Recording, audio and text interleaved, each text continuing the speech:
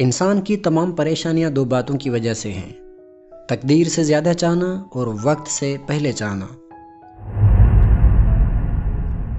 جس آدمی کی زبان خراب ہو جاتی ہے اس کا نصیب بھی خراب ہو جاتا ہے۔ خوبصورت چہرہ بھی بوڑھا ہو جاتا ہے، پرکشش جسم بھی ایک دن ڈھل جاتا ہے، لیکن ایک اچھا انسان ہمیشہ اچھا انسان ہی رہتا ہے۔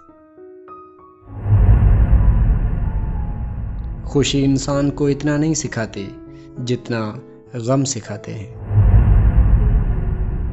جو دل دوسروں کی تکلیف دیکھ کر بے چین ہو جائے تو جان لو اس دل میں اللہ رہتا ہے۔ عقل مند ہمیشہ غم و فکر میں مبتلا رہتا ہے۔ بے شک مشکل کے ساتھ آسانی ہے، مشکل وقت پر صبر کرنا، بہتر وقت پر شکر کرنا مومن کی پہچان ہے۔ جو ظلم کے ذریعے عزت چاہتا ہے اللہ اسے انصاف کے ذریعے ذلیل کرتا ہے۔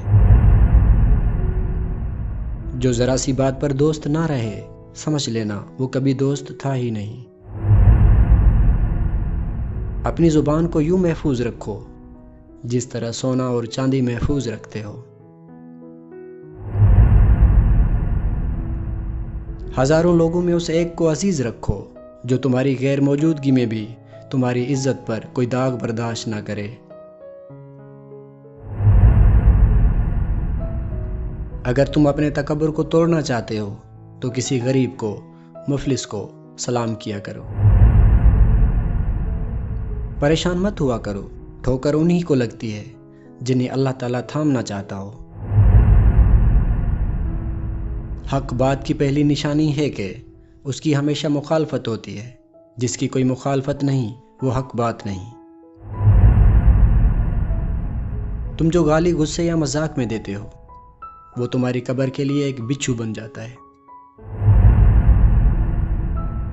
انسان مکان بدلتا ہے، رشتے بدلتا ہے، دوست بدلتا ہے، لیکن پھر بھی دکھی رہتا ہے کیونکہ وہ اپنا رویہ نہیں بدلتا۔